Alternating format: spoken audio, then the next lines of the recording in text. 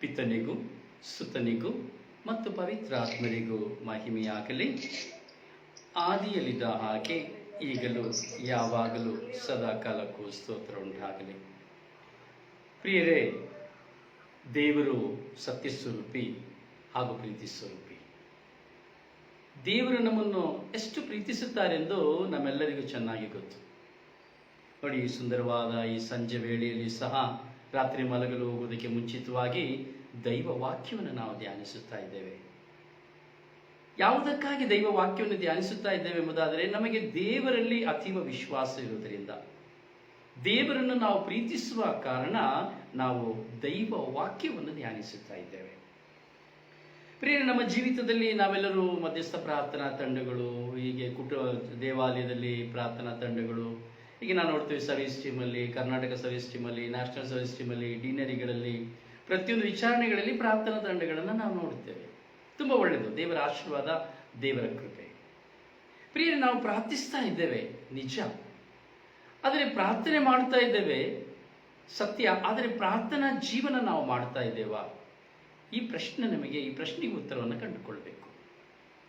ನೋಡಿ, ಈ ಕ್ಷಣದಲ್ಲಿ ನಾವೆಲ್ಲರೂ ದೇವರ ಸಾನ್ನಿಧ್ಯದಲ್ಲಿ ಇದ್ದೇವೆ. ದೇವರ ಪ್ರೀತಿಯನ್ನು ನಾವು ಸವಿತಾ ಇದ್ದೇವೆ. ದೇವರ ಪ್ರೀತಿಯನ್ನು ಸವಿತಾ ಇರುವ ನಾವು ಕ್ರಿಸ್ತರಿಗೆ ಹೇಗೆ ಸಾಕ್ಷಿಯಾಗಿ ಬಾಳ್ತಾ ಇದ್ದೇವೆ?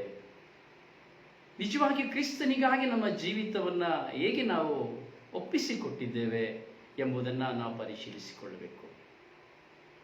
ಪ್ರಭುವಿಗಾಗಿ ನಾವು ಜೀವಿಸುವಾಗ, ಯೇಸುವಿಗಾಗಿ ನಾವು ಜೀವಿಸುವಾಗ ನಮ್ಮ ಜೀವಿತದಲ್ಲಿ ಅನೇಕ ಸಮಸ್ಯೆಗಳು ಬರುವುದು ಸಹಜ. ಕೆಲವರು ಹೇಳ್ತಾರೆ, ಅಯ್ಯೋ ತುಂಬ ಪ್ರಾರ್ಥನೆ ಮಾಡಿದಷ್ಟು ತುಂಬ ಶೋಧನೆ, ತುಂಬ ಕಷ್ಟ ಎಂಬುದಾಗಿ ಕೆಲವರು ಹೇಳ್ತಾರೆ. ಇನ್ನು ಕೆಲವರು ಹೇಳ್ತಾರೆ, ಅಯ್ಯೋ ಪ್ರಾರ್ಥನೆ ಮಾಡಿ ಮಾಡಿ ಸಾಕಾಗಿ ಹೋಗಿದೆ, ಎಷ್ಟು ಅಂತ ನಾವು ಪ್ರಾರ್ಥನೆ ಮಾಡುವುದು, ದೇವರು ನಮ್ಮ ಪ್ರಾರ್ಥನೆಯನ್ನು ಕೇಳೋದೇ ಇಲ್ಲ, ಉತ್ತರ ಸಿಕ್ಕೋದೇ ಇಲ್ಲ ಎಂಬುದಾಗಿ. ಇನ್ನು ಕೆಲವರು ಪ್ರಾರ್ಥಿಸಿ ಪ್ರಾರ್ಥಿಸಿ ಪ್ರಾರ್ಥಿಸಿ ಹೋಗಿ ಕೊನೆಗೆ ಹೇಳುವಂತ ಮಾತು, ಅಯ್ಯೋ ಏನ್ ಪ್ರಾರ್ಥಿಸಿ ಏನಪ್ಪಾ ಪ್ರಯೋಜನ. ನೋಡಿ, ಇದೆಲ್ಲ ನಮ್ಮ ವಿಶ್ವಾಸದ ಕೊರತೆಗಳು. ನೋಡಿ, ನಾವು ಕಳೆದ ದಿನಗಳಿಂದ ನಾವು ಧ್ಯಾನಿಸಿ ಬರ್ತಾ ಇದ್ದೇವೆ, ಸಂತ ಸ್ತೆಫನನನ್ನು ಕುರಿತು ನಾವು ಧ್ಯಾನಿಸಿ ಬರ್ತಾ ಇದ್ದೇವೆ. ವಚನಗಳಲ್ಲಿ, ಪ್ರೇಷಿತರ ಕಾರ್ಯಕಲಾಪಗಳಲ್ಲಿ ನಾವು ಧ್ಯಾನಿಸಿ ಬರ್ತಾ ಇದ್ದೇವೆ. ನಾವು ಪ್ರೇಷಿತರ ಕಾರ್ಯಕಲಾಪಗಳು 7ನೇ ಅಧ್ಯಾಯದಲ್ಲಿ ನಾವು 48 ವಚನಗಳನ್ನು ನಾವು ಧ್ಯಾನಿಸಿ ಹೋಗಬೇಕಾದ್ರೆ, ಸ್ತೆಫನನು ಪ್ರಭು ಯೇಸು ಕ್ರಿಸ್ತನಿಗಾಗಿ ತನ್ನ ಜೀವಿತವನ್ನೇ ಸಂಪೂರ್ಣವಾಗಿ ಒಪ್ಪಿಸಿಕೊಡುತ್ತಾರೆ.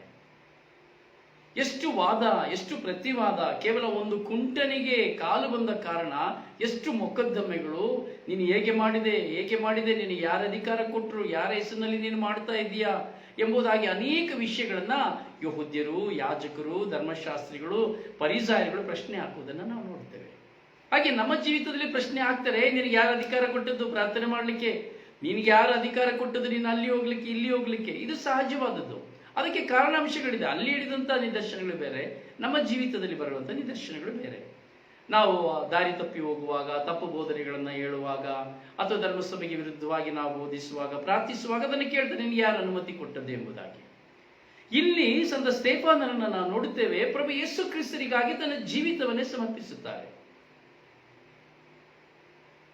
ಸಂತ ಸ್ತೆಫನನು ಆ ಜನರನ್ನ ನೋಡ್ತಾರೆ, ತನ್ನ ಮುಂದೆ ಇರುವಂತ ಜನರನ್ನ ನೋಡಿ ಹೇಳ್ತಾರೆ, ಹಠಮಾರಿಗಳಾಗಿರುವಂತ ಜನರನ್ನ ನೋಡಿ ಹೇಳುವಂತ ಒಂದು ವಾಕ್ಯವಿದೆ. ಎಷ್ಟು ಹಠಮಾರಿಗಳು ನೀವು, ಎಂಥ ಕಠಿಣ ಹೃದಯಗಳು ನೀವು, ದೇವರ ಸಂದೇಶಕ್ಕೆ ಎಷ್ಟು ಕಿವಿಡರು ನೀವು. ನಿಮ್ಮ ಪೂರ್ವಜರಂತೆ ನೀವು ಸಹ ಪವಿತ್ರಾತ್ಮರನ್ನು ಯಾವಾಗಲೂ ಪ್ರತಿಭಟಿಸುತ್ತೀರಿ. ಈ ವಾಕ್ಯವನ್ನು ಸರಿಯಾಗಿ ನಾವು ಧ್ಯಾನಕ್ಕೆ ತಂದುಕೊಳ್ಬೇಕು. ಈ ವಾಕ್ಯದಲ್ಲಿ ಹೇಳ್ತಾ ಇದ್ದಾರೆ, ಎಷ್ಟು ಹಠಮಾರಿಗಳು ನೀವು. ನಾವು ಸಹ ನೋಡಿ ಎಷ್ಟು ಹಠಮಾರಿಗಳಾಗಿದ್ದೇವೆ. ಇವತ್ತವರೆಗೂ ನಾವು ತಪ್ಪು ಮಾಡುವುದಿಲ್ಲ, ಪಾಪ ಮಾಡುವುದಿಲ್ಲ, ಕೆಟ್ಟದ್ದು ಮಾಡುವುದಿಲ್ಲ, ಸುಳ್ಳು ಹೇಳುವುದಿಲ್ಲ, ನಾವು ಇದೀರಾಗಿ ನಡೆದುಕೊಳ್ಳುತ್ತೇವೆ, ದೇವರ ಆಜ್ಞೆಗಳನ್ನು ಪಾಲಿಸುತ್ತೇವೆ, ಪ್ರಾರ್ಥಿಸುತ್ತೇವೆ, ಹೀಗೆ ಅನೇಕ ವಿಷಯಗಳನ್ನು, ಅನೇಕ ಮಾತುಗಳನ್ನು ಹೇಳ್ತಾ ಇದ್ದೇವೆ. ಆದರೆ ಹಠಮಾರಿಗಳಾಗಿ ಜೀವಿಸ್ತಾ ಇದ್ದೇವೆ. ನಮಗೆ ಬಿಟ್ಟುಕೊಡ್ಲಿಕ್ಕೆ ಆಗ್ತಾ ಇಲ್ಲ, ಪ್ರೀತಿಸಲಿಕ್ಕೆ ಆಗ್ತಾ ಇಲ್ಲ, ಕ್ಷಮಿಸಲಿಕ್ಕೆ ಆಗ್ತಾ ಇಲ್ಲ. ಕೇವಲ ನಮ್ಮ ಜೀವಿತದಲ್ಲಿ ನಾವು ಹಠಮಾರಿತನದಲ್ಲಿ ನಾವು ಜೀವಿಸ್ತಾ ಇದ್ದೇವೆ.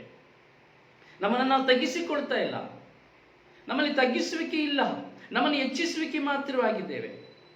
ಕಠಿಣ ಹೃದಯಗಳಾಗಿದ್ದೇವೆ. ಪ್ರಾರ್ಥಿಸ್ತಾ ಇದ್ದೇವೆ. ಪರಿಶೀಲನೆ ಮಾಡಿ ನೋಡಿ, ನಾವು ಎಷ್ಟು ವಿಷಯದಲ್ಲಿ ಕಠಿಣ ಹೃದಯಗಳಾಗಿದ್ದೇವೆ. ದೇವರ ಸಂದೇಶವನ್ನು ಕೇಳ್ತೇವೆ ಕೇಳ್ತೇವೆ ಕೇಳ್ತೇವೆ. ಆ ಪ್ರಬೋಧಕರು, ಈ ಪ್ರಬೋಧಕರು, ಆ ಧ್ಯಾನ ಮಂದಿರ, ಈ ಧ್ಯಾನ ಮಂದಿರ, ಆ ಗುರುಗಳು, ಈ ಗುರುಗಳು, ಪ್ರಬೋಧಕರು, ಏನೇನೋ ಹೇಳ್ತೇವೆ, ಕೇಳ್ತೇವೆ ಕೇಳ್ತೇವೆ. ಆದರೆ ಎಷ್ಟು ಜನ ಕಿವಿ ಕೊಡ್ತಾ ಇದ್ದೇವೆ? ಕಿವಿಡರಾಗಿ ಇದ್ದೇವೆ ನಾವು. ಕೇಳ್ತಾ ಇದ್ದೇವೆ ನಿಜ, ಆದರೆ ಕಿವಿಡರಾಗಿದ್ದೇವೆ ನಾವು. ಕೇಳುವಂಥದ್ದು ಯಾವುದು ಒಳಗೆ ಹೋಗ್ತಾ ಇಲ್ಲ. ಆ ಸಮಯದಲ್ಲಿ ಮಾತ್ರ ಈ ಕಿವಿಯಿಂದ ಕೇಳಿ ಮತ್ತೊಂದು ಕಿವಿಯಿಂದ ನಾವು ಬಿಟ್ಟು ಬಿಡ್ತಾ ಇದ್ದೇವೆ. ನಮ್ಮ ಪೂರ್ವಜರಂತೆ, ಅಂದ್ರೆ ನಮ್ಮ ತಂದೆ ತಾಯಿ ಅಂತಾರೆ, ನಮ್ಮ ಪೂರ್ವಜರಂತೆ ನಾವು ಸಹ ಹಠಮಾರಿಗಳಾಗಿ ಜೀವಿಸ್ತಾ ಇದ್ದೇವೆ. ಪವಿತ್ರ ಆತ್ಮರನ್ನ ನಾವು ಯಾವಾಗಲೂ ಪ್ರತಿಭಟಿಸ್ತಾ ಇವತ್ತಿಗೂ ಪ್ರಿಯರೇ, ನಾವು ಪ್ರಾರ್ಥಿಸಿ ಸತ್ಯವನ್ನ ಹೇಳ್ತಾ ಇದ್ದೇನೆ, ಸರಿಯಾಗಿ ಧ್ಯಾನಿಸಿ. ಈ ಒಂದು ನಮ್ಮ ಮುಂದೆ ಇರುವಂತಹ ಈ 25 ನಿಮಿಷಗಳನ್ನು ನಾವು ಸರಿಯಾಗಿ ಧ್ಯಾನಿಸಬೇಕು. ಧ್ಯಾನಿಸುವಂತಹ ಈ ಸಮಯ ನಾವು ನೋಡಿ ಪವಿತ್ರ ಆತ್ಮರಿಗೆ ವಿರುದ್ಧವಾಗಿ ನಾವು ಪ್ರತಿಭಟಿಸ್ತಾ ಇದ್ದೇವೆ. ನಾನು ಮತ್ತು ನೀವು ಪ್ರತಿಭಟಿಸ್ತಾ ಇದ್ದೇವೆ. ಯೋಚನೆ ಮಾಡಿ ನೋಡಿ, ಯಾವ ವಿಧದಲ್ಲಿ ನಾನು ಪ್ರತಿಭಟಿಸ್ತಾ ಇದ್ದೇನೆ? ನನ್ನ ಮಾತುಗಳಿಂದ ಪ್ರತಿಭಟಿಸ್ತಾ ಇದ್ದೇನೆ. ಮತ್ತೊಬ್ಬರನ್ನ ನೋಡಿ ನಾನು ತಿರಸ್ಕರಿಸುವಾಗ ನಾನು ಪ್ರತಿಭಟಿಸ್ತಾ ಇದ್ದೇನೆ.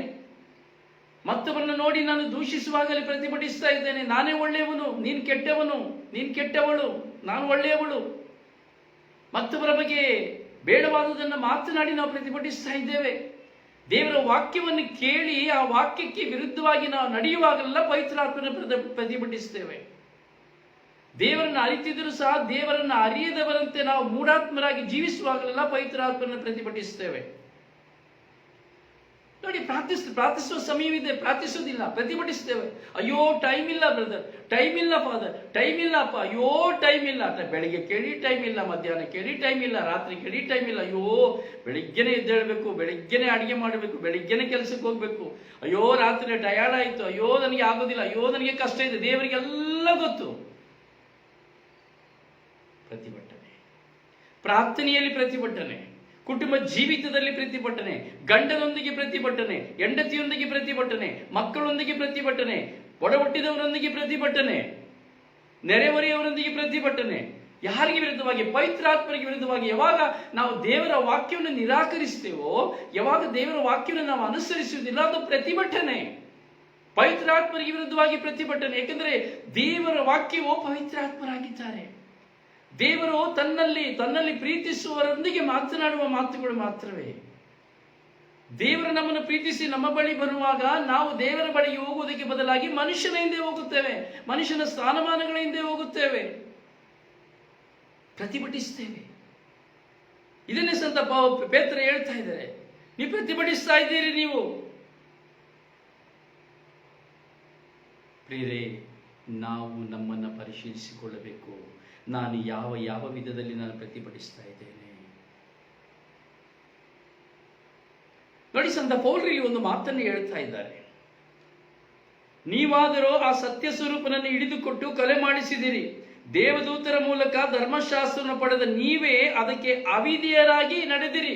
ನೋಡಿ, ದೇವದೂತರ ಮೂಲಕವಾಗಿ ಧರ್ಮಶಾಸ್ತ್ರವನ್ನು ಪಡೆದಂತಹ ನಾವು ಅವರಿಗೆ ಅವಿಧೇಯರಾಗಿ ನಡೆಯುತ್ತಾ ಇದ್ದೇವೆ. ಅವಿಧೇಯರಾಗಿ ನಡೀತದೆ. ನಾವು ಯಾರಿಂದ ಪಡ್ಕೊಂಡಿದ್ದೇವೆ ಧರ್ಮಶಾಸ್ತ್ರನ? ದೇವದೂತರಿಂದ, ದೇವರ ಕೃಪೆಯಿಂದ, ದೇವರ ಪ್ರಸನ್ನತೆಯಿಂದ, ದೇವರ ಅಭಿಷೇಕದಿಂದ, ದೇವರ ಆತ್ಮರಾಗಿರುವಂತಹ ಪವಿತ್ರ ಆತ್ಮರಿಂದ ನಾವು ಪಡೆದುಕೊಂಡಿದ್ದೇವೆ. ಆದರೆ ಅವರಿಗೆ ವಿರುದ್ಧವಾಗಿ ಅವಿಧೇಯರಾಗಿ ನಾವು ಜೀವಿಸ್ತಾ ಇದ್ದೇವೆ. ಈ ಸ್ಟೇಫಾನನು ಈ ಸಭಾ ಸದಸ್ಯರ ಮಧ್ಯದಲ್ಲಿ ಮಾತನಾಡುವಾಗ ಈ ಮಾತುಗಳನ್ನು ಕೇಳುತ್ತಲೇ ನಾನು ಸ್ವರ್ಗವನ್ನು ನಾನು ನೋಡುತ್ತೇನೆ. ಅಲ್ಲಿ ಸ್ಟೇಫಾನರು ಒಂದು ದರ್ಶನವನ್ನು ನೋಡುತ್ತಾರೆ, ಆಕಾಶ ತೆರೆದಿರುವುದನ್ನು ನೋಡುತ್ತಾರೆ, ದೇವರ ಬಲಪಾರ್ಶ್ವದಲ್ಲಿ ಪ್ರಭು ಯೇಸು ಕ್ರಿಸ್ತನನ್ನು ನಿಂತಿರುವುದನ್ನು ನೋಡುತ್ತಾರೆ. ಇದನ್ನು ನೋಡಿದ ಸ್ಟೇಫಾನ್ ಹೇಳ್ತಾರೆ, ಆಕಾಶವು ತೆರೆದಿದೆ, ಸ್ವರ್ಗ ರಾಜ್ಯವು ತೆರೆದಿದೆ, ಇಗೋ ನಾನು ದೇವರ ಬಲಪಾರ್ಶ್ವದಲ್ಲಿ ಯೇಸು ಕ್ರಿಸ್ತನನ್ನು ನಾನು ನೋಡುತ್ತಾ ಇದ್ದೇನೆ, ಲೋಕರಕ್ಷಕರಾದ ಲೋಕೋದ್ಧಾರಕರಾದ ಯೇಸು ಕ್ರಿಸ್ತನನ್ನು ನೋಡುತ್ತಾ ಇದ್ದೇನೆ ಅಂತ ಹೇಳುವಾಗ, ಈ ಮುಂದೆ ನೆರೆದಿದ್ದಂತಹ ನ್ಯಾಯ ಸಭೆಯ ಸದಸ್ಯರಿಗೆ ಕೋಪ ಬಂತು. ಕೋಪಾದ್ರಿಕ್ತರಾದರು ಎಂಬುದಾಗಿ ಹೇಳುತ್ತದೆ ವಾಕ್ಯ. ಕಟಕಟನೆ ಹಲ್ಲು ಕಡಿದರು ಎಂಬುದಾಗಿ ಹೇಳುತ್ತದೆ. ಯಾಕೆಂದ್ರೆ ಪವಿತ್ರಾತ್ಮ ಭರಿತರಾಗಿ ದರ್ಶನವನ್ನು ನೋಡುತ್ತಾ ಇದ್ದಾರೆ. ಪವಿತ್ರಾತ್ಮ ಭರಿತರಾಗಿ ದರ್ಶನವನ್ನು ನೋಡುತ್ತಿರುವಂತಹ ಈ ಸಂದರ್ಭದಲ್ಲಿ ಇದನ್ನು ಕೇಳಿದಂತಹ ಈ ಎಲ್ಲರೂ ಕೋಪಾವೇಶರಾಗ್ತಾರೆ. ನ್ಯಾಯ ಸಭೆಯ ಸದಸ್ಯರು ಆರ್ಭಟಿಸ್ತಾರೆ, ಕಿರಿಸ್ತಾರೆ, ಕೂಗಾಡ್ತಾರೆ, ಕಿವಿಗಳನ್ನು ಮುಚ್ಚಿಕೊಳ್ತಾರೆ. ಅವರ ಬಳಿ, ಸ್ಟೇಫಾನನ ಬಳಿಗೆ ಹೋಗಿ ಅವರನ್ನು ಹಿಡಿದು ಎಳೆದು ದಬ್ಬಿ ಹೊರಗೆ ತೆಗೆದುಕೊಂಡು ಬರುತ್ತಾರೆ. ಹೊರಗೆ ತೆಗೆದುಕೊಂಡು ಹೋಗಿ ದಬ್ಬಿ ಅವರನ್ನ ಏನ್ ಮಾಡ್ತಾರೆ? ಪಟ್ಟಣದಿಂದ ಹೊರಗೆ ತೆಗೆದುಕೊಂಡು ಹೋಗಿ ಅವರನ್ನ ಮೇಲೆ ಕಲ್ಲನ್ನ ಬೀಸ್ತಾರೆ. ಪ್ರಿಯ, ಯೋಚನೆ ಮಾಡಿ, ಕಲ್ಲನ್ನ ಬೀಸುವಾಗ ಹೇಗಿರಬಹುದು? ನಮ್ಮ ತಲೆ ಮೇಲೆ ಒಂದು ಚಿಕ್ಕ ಕಲ್ಲು ಬಿದ್ದರೆ ಹೇಗಿರ್ತದೆ? ಅಥವಾ ನಮ್ಮ ತಲೆ ಮೇಲೆ ಯಾರಾದ್ರೂ ಒಂದು ತಟ್ಟಿದರೆ ಹೇಗಿರುತ್ತದೆ? ಯಾರಾದ್ರೂ ನಮಗೆ ಒಂದು ಪೆಟ್ಟು ಕೊಟ್ರೆ, ಏಟು ಕೊಟ್ರೆ ಹೇಗಿರ್ತದೆ? ಎಷ್ಟು ನೋವಾಗ್ತದೆ. ಹಾಗಿರುವಾಗ ರಭಸದಿಂದ ಕಲ್ಲನ್ನು ತೆಗೆದು ಬೀಸುವಾಗ ಆ ಸ್ತೆಫನರ ತಲೆಯ ಮೇಲೆ ಒಂದು ಕಲ್ಲನ್ನು ಬೀಸುವ ಒಂದು ಇಮ್ಯಾಜಿನ್ ಮಾಡಿ ನೋಡಿ. ನಿಮ್ಮ ತಲೆಗೆ ಯಾರಾದ್ರೂ ಒಂದು ಕಲ್ಲಿನಿಂದ ಹೊಡೆದ್ರೆ ಹೇಗಿರ್ತದೆ ಆ ನೋವು? ತಲೆಗೆ ಹೊಡೆಯುವಾಗ ತಲೆಯನ್ನು ಹಿಡಿದುಕೊಳ್ಳುವುದಾ, ಮುಖಕ್ಕೆ ಬೀಳುವಾಗ ಮುಖವನ್ನು ಹಿಡಿದುಕೊಳ್ಳುವುದಾ, ಹಣೆಗೆ ಹೊಡೆಯುವಾಗ ಹಣೆಗೆ ಹಿಡಿದುಕೊಳ್ಳುವುದಾ, ಬೆನ್ನಿಗೆ ಹೊಡೆದಾಗ ಬೆನ್ನನ್ನು ಹಿಡಿದುಕೊಳ್ಳುವುದಾ? ಬೀಸಿ ಬೀಸಿ ಬರುವಾಗ ಸ್ತೆಫನರ ದೇಹದಲ್ಲಿ ರಕ್ತವು ಚೆದರಿತು, ತಲೆಯಲ್ಲಿ ರಕ್ತವು ಚೆದರಿತು, ದೇಹದಲ್ಲಿ ಮಾಂಸಗಳು ಸೀಳಿದವು, ರಭಸದ ಕಲ್ಲುಗಳ ಏಟುಗಳಿಂದ ಹೊಡೆದರು. ತಡೆಯಲಾಗಲಿಲ್ಲ ಸ್ತೆಫನನಿಗೆ. ಪ್ರಿಯ, ನಾವು ಸ್ತೆಫನರನ್ನ ಕಲ್ಲುಗಳಿಂದ ಹೊಡೆಯುವುದನ್ನು ನಾವು ಚಿಂತಿಸ್ತಾ ಇದ್ದೇವೆ. ಓ ನನ್ನ ಸಹೋದರನೇ ಸಹೋದರಿ, ನಿನ್ನ ಕೈಯಲ್ಲಿಯೂ ಕಲ್ಲಿದೆ, ನನ್ನ ಕೈಯಲ್ಲಿ ಕಲ್ಲಿದೆ. ನೀವು ಯಾರೇ ಆಗಿರಬಹುದು, ನಿಮ್ಮ ಕೈಗಳಲ್ಲಿ ಕಲ್ಲುಗಳಿದೆ. ನೀನು ಸಭಾಪಾಲಕನಾಗಿರ್ಬೋದು, ಒಂದು ಪಾಸ್ಟರ್ ಆಗಿರ್ಬೋದು, ಒಂದು ಯಾಜಕನಾಗಿರ್ಬೋದು, ಒಬ್ಬ ಧ್ಯಾನ ಮಂದಿರ ನಡೆಸುವರಾಗಿರ್ಬೋದು, ಧ್ಯಾನ ಕೊಡುವರಾಗಿರ್ಬೋದು, ಪ್ರಬೋಧಕನಾಗಿರ್ಬೋದು, ನೀನ್ ಯಾರೇ ಆಗಿರ್ಬೋದು, ನಿನ್ನ ಕೈಯಲ್ಲಿ ಒಂದು ಕಲ್ಲಿದೆ. ಅವರ ಕೈಯಲ್ಲಿ ಮಾತ್ರ ಅಲ್ಲ, ಸತ್ಯಕ್ಕೆ ವಿರುದ್ಧವಾಗಿ ನಿನ್ನ ಕೈಯಲ್ಲಿ, ನನ್ನ ಕೈಯಲ್ಲಿ ಕಲ್ಲಿದೆ. ದ್ವೇಷದ ಕಲ್ಲು, ವೈರಾಗ್ಯದ ಕಲ್ಲು, ಮನಸ್ತಾಪದ ಕಲ್ಲು, ದೂಷಣೆಯ ಕಲ್ಲು, ನಿಂದನೀಯ ಕಲ್ಲು, ಅವಮಾನಪಡಿಸುವ ಕಲ್ಲು, ತೆಗಳುವ ಕಲ್ಲು, ನೆರೆಯವರನ್ನು ಪ್ರೀತಿಸದಂತಹ ಕಲ್ಲು. ನಿನ್ನ ಮುಂದೆ ನಿನ್ನ ಗಂಡನಿಗೆ ವಿರುದ್ಧವಾದ ನಿನ್ನ ಕೈಯಲ್ಲಿ ಒಂದು ಕಲ್ಲು, ನಿನ್ನ ಗಂಡನಿಗೆ ವಿರುದ್ಧವಾದ ಒಂದು ಕಲ್ಲು, ನಿನ್ನ ಎತ್ತವರಿಗೆ ವಿರುದ್ಧವಾದ ಕಲ್ಲು, ನಿನ್ನ ಒಣ ಹುಟ್ಟಿದವರಿಗೆ ವಿರುದ್ಧವಾದ ಕಲ್ಲು. ನಿನ್ನ ಮಾತಿನಿಂದ ಬೀಸುವ ಒಂದೊಂದು ಕಲ್ಲುಗಳಿಂದ ನಿನ್ನ ಕುಟುಂಬದಲ್ಲಿ ಅಥವಾ ನಿನ್ನ ನೆರೆಯವರೆಯವರಲ್ಲಿ, ನೀನಿರುವ ಸಮಾಜದಲ್ಲಿ ಎಷ್ಟು ಜನರು ನೋವಿಗೆ ಈಡಾಗಿರಬಹುದು ಎಂಬುದನ್ನು ಚಿಂತಿಸಿ ನೋಡು ನನ್ನ ಸಹೋದರನೇ ಸಹೋದರಿಯೇ. ನಿನ್ನ ಕೈಯಲ್ಲಿರುವ ಕಲ್ಲು ಸಾಮಾನ್ಯ ಕಲ್ಲಲ್ಲ. ನಮ್ಮ ಕೈಗಳಲ್ಲಿರುವಂತಹ ಕಲ್ಲುಗಳು ಸಾಮಾನ್ಯವಾದ ಕಲ್ಲುಗಳಿಲ್ಲ, ಒಂದೇ ಏಟಿಗೆ ಕೊಲ್ಲುವಂತಹ ಕಲ್ಲುಗಳು. ದ್ವೇಷ ವಿದ್ವೇಷಗಳಿಂದ, ಮತ್ಸರಗಳಿಂದ ಒಡೆಯುವ ಕಲ್ಲುಗಳನ್ನ ಸಹಿಸಲಾಗದೆ ಆತ್ಮಹತ್ಯೆ ಮಾಡಿಕೊಳ್ಳುವಂತಹ ಕಲ್ಲುಗಳು, ರಾತ್ರಿಯಾಗಲು ನಿದ್ರೆ ಮಾಡಲಾಗದಂತಹ ಕಲ್ಲುಗಳು. ಇಂತಹ ಕಲ್ಲುಗಳನ್ನು ನಾವು ನಮ್ಮ ಕೈಗಳಲ್ಲಿ ಇಟ್ಟುಕೊಂಡಿದ್ದೇವೆ. ಯೋಚನೆ ಮಾಡಿ ನೋಡಿ, ನಿಮ್ಮ ಕೈಯಲ್ಲಿ ಕಲ್ಲಿದೆಯಾ ಇಲ್ಲೋ ಎಂಬುದಾಗಿ ಯೋಚನೆ ಮಾಡಿ ನೋಡಿ, ಗೊತ್ತಾಗ್ತದೆ. ಚಾಡಿ ಹೇಳುವ ಕಲ್ಲು, ಒಬ್ಬರ ಹೆಸರನ್ನು ಕೆಡಿಸುವ ಕಲ್ಲು, ಅಸೂಯೆ ಪಡಿಸುವ ಕಲ್ಲು, ಅವಹೇಳನ ಮಾಡುವ ಕಲ್ಲು, ಒಬ್ಬರ ಹೆಸರಿಗೆ ಅಪಕೀರ್ತಿನ ತರುವ ಕಲ್ಲು, ನಿನ್ನ ಯಾಜಕರಿಗೆ ವಿರುದ್ಧವಾಗಿ ಕಲ್ಲು, ನಿನ್ನ ಪ್ರಬೋಧಕರಿಗೆ ವಿರುದ್ಧವಾಗಿ ಕಲ್ಲು, ನಿನಗೆ ಸಹಾಯ ಮಾಡಲಿಲ್ಲ ಎಂದ ಕಾರಣದಲ್ಲಿ ನಿನ್ನಲ್ಲಿರುವಂತಹ ಸ್ವಾರ್ಥದ ಕಲ್ಲು, ಅಸೂಯೆಯ ಕಲ್ಲು. ಈ ಕಲ್ಲುಗಳಿಂದ ಎಷ್ಟು ಬಾರಿ ನಾವು ಬೀಸಿದ್ದೇವೆ? ಎಂದಾದರೂ ಪಶ್ಚಾತ್ತಾಪ ಪಟ್ಟಿದ್ದೇವೆಯೇ? ಎಂದಾದರೂ ನಾನು ಮಾಡಿದ ತಪ್ಪು, ಅಯ್ಯೋ ಹೌದು ನಾನು ಬೀಸಿದ್ದೇನೆ, ನಾನು ಸಹ ಒಬ್ಬ ಕೊಲೆಗಡಕನಾಗಿದ್ದೇನೆ, ಜೀವಂತವಾಗಿ ಕೊಲ್ಲುವವನಾಗಿದ್ದೇನೆ, ಕೊಂದವನಾಗಿದ್ದೇನೆ, ಅಯ್ಯೋ ನನ್ನ ಗಂಡನಿಗೆ ವಿರುದ್ಧವಾಗಿ ನಾನು ಹೊಡೆದ ಕಲ್ಲು, ಅಯ್ಯೋ ಅವನನ್ನು ಎಷ್ಟು ನೋವಿಗೆ ಹಿಂಸಿಸಿದೆ, ಅಯ್ಯೋ ನನ್ನ ಮಕ್ಕಳಿಗೆ ವಿರುದ್ಧವಾಗಿ ಹೊಡೆದ ಕಲ್ಲು, ನನ್ನ ಒಡ ಹುಟ್ಟಿದವರಿಗಾಗಿ ವಿರುದ್ಧವಾಗಿ ಹೊಡೆದ ಕಲ್ಲು, ಅಯ್ಯೋ ಎಷ್ಟು ಸಂಕಷ್ಟಕ್ಕೆ ತಂದಿದೆ.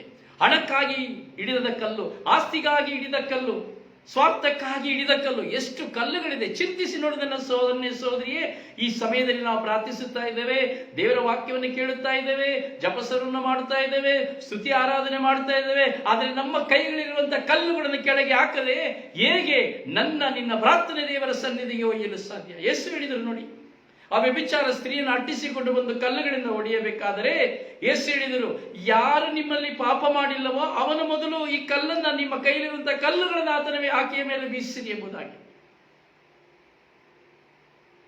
ಆಕೆಯ ಮೇಲೆ ಕಲ್ಲುಗಳನ್ನು ಬೀಸಿರಿ ಎಂಬುದಾಗಿ. ಆದರೆ ಯಾರು ಕಲ್ಲುಗಳನ್ನು ಬೀಸಲಿಲ್ಲ. ಅಲ್ಲಿ ಯೇಸು ಸ್ವಾಮಿ ಒಂದು ಕೌನ್ಸಿಲಿಂಗ್ ಅನ್ನು ನಡೆಸಿದರು. ನಡೆಸಿದರು. ಯೇಸು ಹೇಳಿದಂತಹ ಮಾತು ಹೃದಯವನ್ನು ನಾಟಿತು. ಅಯ್ಯಯ್ಯೋ ಹೌದು, ನಾನು ತಪ್ಪು ಮಾಡಿದ್ದೇನಲ್ಲ, ಅಯ್ಯೋ ನಾನು ಪಾಪ ಮಾಡಿದ್ದೇನೆ, ನಾನು ಹೇಗೆ ಕಲ್ಲನ್ನು ಹೊಡೆಯುವುದು? ಬೇಡ ಬೇಡ ಬೇಡ, ನಾನು ಬಿಟ್ಟು ಬಿಡುತ್ತೇನೆ. ಕಲ್ಲನ್ನು ಬಿಟ್ಟು ಎಲ್ಲರೂ ಓಡಿದರು. ಪ್ರಿಯರೇ, ನಮ್ಮ ಕೈಯಲ್ಲಿರುವ ಕಲ್ಲುಗಳು ತುಂಬ ಕ್ರೂರತೆಯ ಕಲ್ಲುಗಳು. ಅಂದು ಯೇಸುವಿಗೆ ಸಾಕ್ಷಿಯಾಗಿ ಯೇಸುವಿನ ಮಹಿಮೆಯನ್ನು ಸಾರಿದಂತಹ ಸ್ತೆಫನನ ಕಲ್ಲುಗಳಿಂದ ಹೊಡೆದರು. ಹೊಡೆಯುವಾಗ ಸ್ತೆಫನರು ಪ್ರಾರ್ಥಿಸಿದರು. ಅವರು ಪ್ರಾರ್ಥಿಸಿದರು, ಪ್ರಭು ಯೇಸುವೇ ನನ್ನ ಆತ್ಮವನ್ನು ಸ್ವೀಕರಿಸಿರಿ ಎಂದು ಪ್ರಾರ್ಥಿಸಿ ಕೊನೆಯಲ್ಲಿ ಹೇಳ್ತಾರೆ, ಪ್ರಭು ಈ ಪಾಪವನ್ನು ಇವರ ಮೇಲೆ ಹೊರಿಸಬೇಡಿ. ಪ್ರಭು ಈ ಪಾಪವನ್ನ, ಇವರು ನನ್ನನ್ನು ಕೊಲೆ ಮಾಡಿದ ಈ ಪಾಪವನ್ನ, ಕಲ್ಲುಗಳಿಂದ ಹೊಡೆದ ಈ ಪಾಪವನ್ನ ಕ್ಷಮಿಸಿಬಿಡಿ, ಇವರ ಮೇಲೆ ಹೊರಿಸಬೇಡಿರಿ. ನಾವು ಯಾವತ್ತಾದ್ರೂ ಹೇಳಿದ್ದುಂಟ? ನಮ್ಮಲ್ಲಿ ಯಾವತ್ತಾದ್ರೂ ಈ ವಿಶ್ವಾಸ ಬಂದದ್ದುಂಟ? ಯೋಚನೆ ಮಾಡಿ ಪ್ರಿಯರೇ. ಒಂದು ಕ್ಷಣ ನಿಮ್ಮ ಕುಟುಂಬವನ್ನು ಯೋಚನೆ ಮಾಡಿ ನೋಡಿ. ನಿಮ್ಮನ್ನು ಪ್ರೀತಿಸಿದವರು ನಿಮಗೆ ಕೊಡಲಿಲ್ಲ ಅಥವಾ ಕೊರತೆ ಮಾಡಿದರು ಎಂಬುದಾಗಿ ಎಷ್ಟು ಕಲ್ಲನ್ನು ಬೀಸಿರ್ಬೋದು, ಅವ್ರ ಬಗ್ಗೆ ಎಷ್ಟು ಮಾತನಾಡಿರ್ಬೋದು. ಹಲೋ ಜೋಸೆಫ್ ಬ್ರದರ್, ಯೋಚಿಸಿ. ಹೌದಲ್ಲ ಸಂಜನಾ? ನಾವು ನಮ್ಮ ಬಗ್ಗೆ ಹೇಳಿದ್ರು ಅಂತೇಳಿ ನಾವು ಎಷ್ಟು ಸಾರಿ ನಮ್ಮ ತಿರುಗು ಮಾತುಗಳಿಂದ ನಾವು ಕಲ್ಲುಗಳಿಂದ ಹೊಡೆದಿರಬಹುದು. ಪ್ರಿಯರೇ, ವಾಕ್ಯ ಕೇವಲ ವಾಕ್ಯವಾಗಿದ್ರೆ ಏನು ಪ್ರಯೋಜನ? ವಾಕ್ಯ ಜೀವವಾಗಬೇಕು, ಸತ್ಯವಾಗಬೇಕು. ಅದೇ ಸಂತ ಸ್ಟೇಫಾನರು ಹೇಳಿದ್ರು, ನೀವು ಪ್ರತಿಭಟಿಸ್ತಾ ಇದ್ರಿ, ಎಷ್ಟು ಹಠಮಾರಿಗಳು ನೀವು ದೇವರ ವಾಕ್ಯಕ್ಕೆ ಎಷ್ಟು ಕಿವುಡರು ನೀವು, ಬರೀ ಕಿವುಡರು ನೀವು. ಕೇಳಿದ್ರೆ ಅದು ಒಳಗಡೆ ಹೋಗುದಿಲ್ಲ, ಸುಮ್ಮನೆ ಈ ಕಿವಿಯಲ್ಲಿ ಕೇಳಿ ಆ ಕಿವಿಯಲ್ಲಿ ಹೋಗ್ಬಿಡ್ತೇವೆ. ಪ್ರಿಯರೇ, ನಮ್ಮ ಜೀವಿತದಲ್ಲಿ ನಮಗೆ ಬದಲಾವಣೆ ಬೇಕು. ಜೀವಿಸ್ತಾ ಇದ್ದೇವೆ, ಪ್ರಾರ್ಥಿಸ್ತಾ ಇದ್ದೇವೆ, ಒಳ್ಳೆಯದು. ಆದರೆ ಆ ಪ್ರಾರ್ಥನೆಗೆ ತಕ್ಕದ್ದಾದ ಜೀವನ ನಮ್ಮಲ್ಲಿ ಇದೆಯೇ? ನನ್ನ ಕೈಗಳಲ್ಲಿ ಇನ್ನೂ ಕಲ್ಲುಗಳನ್ನು ಹಿಡಿದುಕೊಂಡಿದ್ದೇನಾ?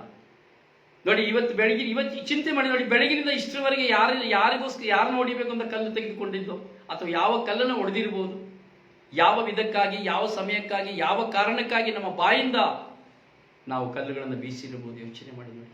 ಅಥವಾ ನಾಳೆಗೆ ಯಾರನ್ನ ಕಲ್ಲುಗಳಿಂದ ಹೊಡೆಯಲು ನಾವು ಸಿದ್ಧರಾಗಿದ್ದೇವೆ ಎಂಬುದನ್ನು ಯೋಚನೆ ಮಾಡಿ ನೋಡಿ. ಪ್ರಿಯರೇ, ಈ ವಾಕ್ಯಗಳ ಗೌಪ್ಯ ಒಳರ್ಥಗಳನ್ನು ನಾವು ಅರಿಯಬೇಕು. ಕೇವಲ ವಾಕ್ಯಗಳನ್ನು ಓದುವುದಲ್ಲ. ಇಲ್ಲಿ ಸ್ಟೇಫಾನರ ಆ ಹಿಂಸೆ ಯೇಸು ಕ್ರಿಸ್ತರಿಗಾಗಿ ಆ ಬೀಸುವ ಕಲ್ಲುಗಳನ್ನು ಅವರು ಸಹಿಸಿಕೊಂಡರು. ಹಾಗೆಯೇ ನಮ್ಮ ಮೇಲೆಯೂ ಸಹ ಬೀಸಲ್ಪಡುವ ಕಲ್ಲುಗಳನ್ನ, ನಮ್ಮನ್ನು ಪ್ರೀತಿಸದೆ ದ್ವೇಷಿಸಿ, ನಮ್ಮನ್ನು ಅವಹೇಳನ ಮಾಡಿ, ದೂಷಿಸಿ, ನಿಂದಿಸಿ, ತಿರಸ್ಕರಿಸುವವರು ಬೀಸುವ ಕಲ್ಲುಗಳನ್ನ ನಾವು ಸಹ ಸೇವನಂತೆ ಸಹಿಸಿಕೊಳ್ಳಬೇಕು. ಅವರಿಗಾಗಿ ಪ್ರಾರ್ಥಿಸಬೇಕು. ದೇವರಲ್ಲಿ ಹೇಳಬೇಕು, ಸ್ವಾಮಿ ಅವರ ಅರಿಯದೆ ಮಾಡುತ್ತಾ ಇದ್ದಾರೆ, ಅವರನ್ನು ಕ್ಷಮಿಸಿ ಸ್ವಾಮಿ, ಅದು ಈ ತಪ್ಪುಗಳನ್ನು ಅವರ ಮೇಲೆ ಹೊರಿಸಬೇಡಿ ಸ್ವಾಮಿ ಎಂದು ನಾವು ಸಹ ಸ್ಟೇಫಾನರಂತೆ ಪ್ರಾರ್ಥಿಸಬೇಕು. ಈ ಪ್ರಾರ್ಥಿಸುವ ಹೃದಯ ನಮಗೆ ಎಷ್ಟು ಜನರಿಗಿದೆ?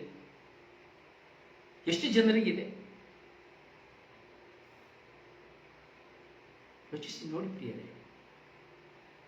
ಕೇವಲ ನಮ್ಮ ಪ್ರಾರ್ಥನೆಗಳು ಏನೋ ಕಾಟಾಚಾರಿಕೆ, ಫೋನ್ ಬಂದ್ಬಿಡ್ತು, ಸರಿಷ್ಠಿ ಮೇಲೆ ಕರೀತಾ ಇದ್ದಾರೆ, ಅಯ್ಯಯ್ಯೋ ಪ್ರಾರ್ಥನೆ ಬರಬೇಕಲ್ಲಪ್ಪ, ಪ್ರಾರ್ಥನೆ ಬರಲಿಲ್ಲ ಅಂದ್ರೆ ಏನಪ್ಪ ಬೇಜಾರು ಮಾಡ್ಕೊಳ್ತಾರಲ್ಲಪ್ಪ ಅಂತೇಳಿ ಪ್ರಾರ್ಥನೆಗೆ ಬಂದು ಸೈಲೆಂಟ್ ಮಾಡಿ ಅಡುಗೆ ಮಾಡಿಕೊಂಡು, ಊಟ ಮಾಡಿಕೊಂಡು, ಕಸ ಗುಡಿಸ್ಕೊಂಡು, ಕೆಲಸ ಮಾಡಿಕೊಂಡು ಕೂತ್ಕೊಂಡಿದ್ರೆ ಅದು ತಪ್ಪು, ದೇವರಿಗೆ ವಿರುದ್ಧವಾದದ್ದು. ನಮ್ಮ ಸಮಯವನ್ನು ಸಂಪೂರ್ಣವಾಗಿ ದೇವರಿಗೆ ಕೊಡಬೇಕು. ಪ್ರಾರ್ಥನಾ ಸಮಯ ಅಂದ್ರೆ ಅದು ದೇವರಿಗಾಗಿ ಮೀಸಲಾಗಿಡಬೇಕು. ಆ ಪ್ರಾರ್ಥನಾ ಸಮಯವನ್ನ ಮೀಸಲಾಗಿಡ ಏನು ಪ್ರಯೋಜನ? ಈಗ ನೋಡಿ, ಎಷ್ಟೋ ಜನ ಆನ್ಲೈನ್ ಪೂಜೆ ನೋಡ್ತಾರೆ. ನಾನು ಎಷ್ಟೋ ಕಡೆ ನೋಡಿದ್ದೀನಿ ಆನ್ಲೈನ್ ಪ್ರಾರ್ಥನೆ, ಆನ್ಲೈನ್ ಪೂಜೆಗಳನ್ನ. ಟೀ ಕುಡಿತಾ ಇರ್ತಾರೆ, ಕಾಲ್ನಲ್ಲಿ ಹಿಡ್ಕೊಂಡಿರ್ತಾರೆ, ಕಾಲ್ ಮೇಲೆ ಕಾಲು ಹಾಕೊಂಡಿರ್ತಾರೆ, ಮಾತಾಡ್ತಾ ಇರ್ತಾರೆ, ನಾಷ್ಟ ಮಾಡ್ತಾ ಇರ್ತಾರೆ, ಕಸ ಗುಡಿಸ್ತಾ ಇರ್ತಾರೆ, ಪೂಜೆ ನೋಡ್ತಾ ಇರ್ತಾರೆ.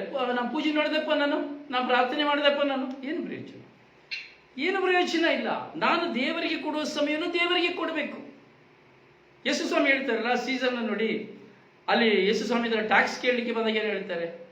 ಯೇಸು ಸ್ವಾಮಿ ಸಹ ಟ್ಯಾಕ್ಸ್ ಬಂದು ಯೇಸು ಸ್ವಾಮಿನ ಕೇಳ್ತಾರೆ, ಟ್ಯಾಕ್ಸ್ ಕುಡಿಯಪ್ಪ ನೀವು ಅಂತ ಹೇಳ್ಬಿಟ್ಟು. ಆ ಯೇಸು ಕಳಿಸ್ತಾರೆ ಶಿಷ್ಯನ್ನ, ಅಲ್ಲಿ ಹೋಗು, ಆ ಒಂದು ಕೆರೆಯಲ್ಲಿ ಗಾಣವನ್ನು ಹಾಕು, ಅಲ್ಲಿ ಹಾಕುವಾಗ ನಿನಗೆ ಒಂದು ಮೀನು ಸಿಗ್ತದೆ, ಆ ಮೀನಿನ ಬಾಯಿಯನ್ನು ತೆರೆದಲ್ಲಿ ಒಂದು ನಾಣ್ಯ ಸಿಗ್ತದೆ, ಅದನ್ನು ತೆಗೆದುಕೊಂಡು ಬಾ ಎಂಬುದಾಗಿ. ತೆಗೆದುಕೊಂಡು ಬರುವಾಗ ಯೇಸು ಹೇಳ್ತಾರೆ, ತೆಗೆದಾಗ ಇದು ಯಾರ ಚಿಹ್ನೆ ಇದೆ? ಸೀಸರ್ನ ಚಿಹ್ನೆ ಇದೆ. ಯೇಸು ಹೇಳ್ತಾರೆ, ಸೀಸರ್ನಿಗೆ ಕೊಡಬೇಕಾದದನ್ನ ಸೀಸರ್ನಿಗೆ ಕೊಡು, ದೇವರಿಗೆ ಕೊಡಬೇಕಾದದನ್ನ ನಿನ್ನ ದೇವರಿಗೆ ಕೊಡು. ನಾನು ದೇವರಿಗೆ ಕೊಡುವುದನ್ನ ದೇವರಿಗೆ ಕೊಡಬೇಕು, ಕುಟುಂಬಕ್ಕೆ ಕೊಡುವುದನ್ನ ಕುಟುಂಬಕ್ಕೆ ಕೊಡಬೇಕು, ನನ್ನ ಗಂಡನಿಗೆ ಕೊಡುವುದನ್ನ ಗಂಡನಿಗೆ ಮಾತ್ರ ಕೊಡಬೇಕು, ಹೆಂಡತಿಗೆ ಕೊಡುವುದನ್ನ ಹೆಂಡತಿಗೆ ಮಾತ್ರ ಕೊಡಬೇಕು. ನನ್ನ ಕುಟುಂಬಕ್ಕೆ ನಾನು ಏನು ಕೊಡಬೇಕು ಅದು ಕುಟುಂಬಕ್ಕೆ, ಪರರಿಗೆ ಕೊಡುವಾಗ ಇಲ್ಲ, ಪರರಿಗೆ ಏನು ಕೊಡಬೇಕು ಅದನ್ನೇ ಕೊಡಬೇಕು.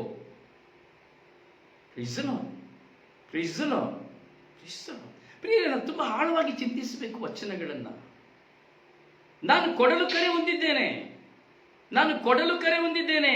ಆದರೆ ನಾನು ಕೊಡಲು ಕರೆ ಹೊಂದಿರುವಂತ ನಾನು ಏನು ಮಾಡ್ತಾ ಇದ್ದೇನೆ? ಕಲ್ಲುಗಳನ್ನು ತೆಗೆದುಕೊಂಡಿದ್ದೇನೆ. ಅವರು ಯಾರನ್ನ ನೋಡಿದ್ರು ಸಹ ನಾವು ನೋಡಿ ಪ್ರಾರ್ಥನೆ ಮಾಡ್ತೇವೆ, ಹೌದು. ಬಲಿಪೂಜೆಗೆ ಹೋಗ್ತೇವೆ, ಹೌದು. ಸೊ ಒಂದಾಗ್ತೇವೆ, ಹೌದು. ಆದರೆ ನಾವು ಅತಿಯಾಗಿ ಒಂದು ವ್ಯಕ್ತಿಯಲ್ಲಿ 5 ನಿಮಿಷ ಮಾತಾಡಿ ಬರುವಾಗ, ಒಂದು 2 ನಿಮಿಷ 5 ನಿಮಿಷ ಮಾತಾಡುವಾಗ, ಮಾತಾಡಿ 5 ನಿಮಿಷ ಆಗುವಾಗ ನಾವು ಇನ್ನೊಬ್ಬರ ಬಗ್ಗೆ ಮಾತನಾಡಲಿಕ್ಕೆ ಶುರು ಮಾಡ್ತೇವೆ. ನಮಗೆ ಬೇಡವಾದವ್ರ ಬಗ್ಗೆ ಮಾತನಾಡಲಿಕ್ಕೆ ಶುರು ಮಾಡ್ತೇವೆ, ಅಥವಾ ನಮಗೆ ಏನೋ ಯಾವುದೋ ವಿಷಯದಲ್ಲಿ ನೋವಾಗಿರೋರ ಬಗ್ಗೆ ಮಾತನಾಡಲಿಕ್ಕೆ ಶುರು ಮಾಡ್ತೇವೆ. ಪ್ರಿಯರೇ, ಇದೆಲ್ಲ ನಮ್ಮ ವಿಶ್ವಾಸ. ಅದರಿಂದ ನಾವು ಕ್ರಿಸ್ತರಂತೆ ಜೀವಿಸಬೇಕು.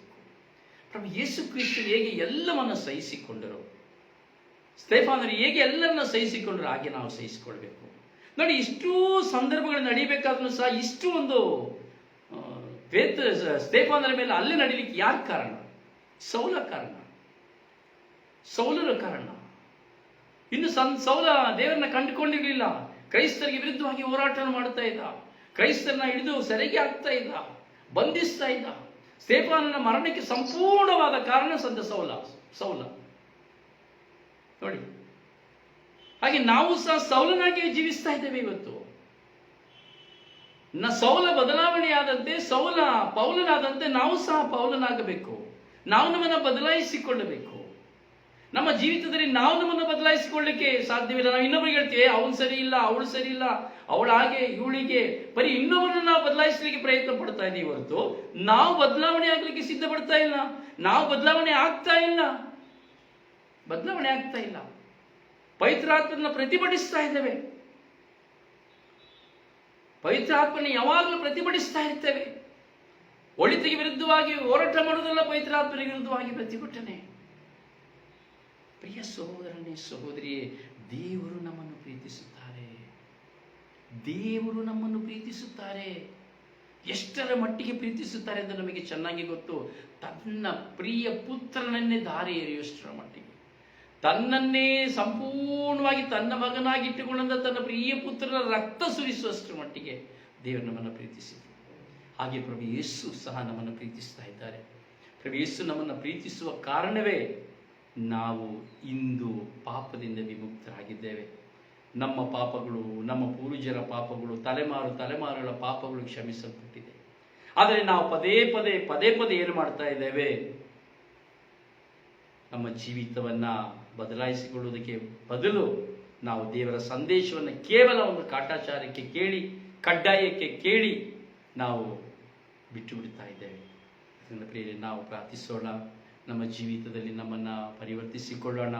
ಸಂತ ಪೌಲರಂತೆ ಪರಿವರ್ತನೆ ಆಗೋಣ. ಸಂತ ಸ್ತೆಫಾನರಂತೆ ಪ್ರಭು ಯೇಸುವಿಗೆ ಸಾಕ್ಷಿ ಆಗೋಣ. ನಮ್ಮ ಕೈಗಳಲ್ಲಿರುವಂಥ ಕಲ್ಲುಗಳನ್ನು ಬಿಸಾಡೋಣ. ಪಶ್ಚಾತ್ತಾಪದಿಂದ ನಾವು ಪ್ರತಿಯೊಬ್ಬರನ್ನ ಪ್ರೀತಿಸೋಣ, ಕ್ಷಮಿಸೋಣ. ಹಾಗೂ ನಮ್ಮ ಮೇಲೆ ಬೀರುವಂಥ ಕಲ್ಲುಗಳ ಮಾತುಗಳನ್ನು ಆಲಿಸಿ ಅವರನ್ನು ಕ್ಷಮಿಸೋಣ. ಅವರಿಗಾಗಿ ಪ್ರಾರ್ಥಿಸೋಣ. ದೇವರು ನಿಮ್ಮೆಲ್ಲರನ್ನು ಆಶೀರ್ವದಿಸಲಿ. May God bless you. Thank you so much. Praise the Lord.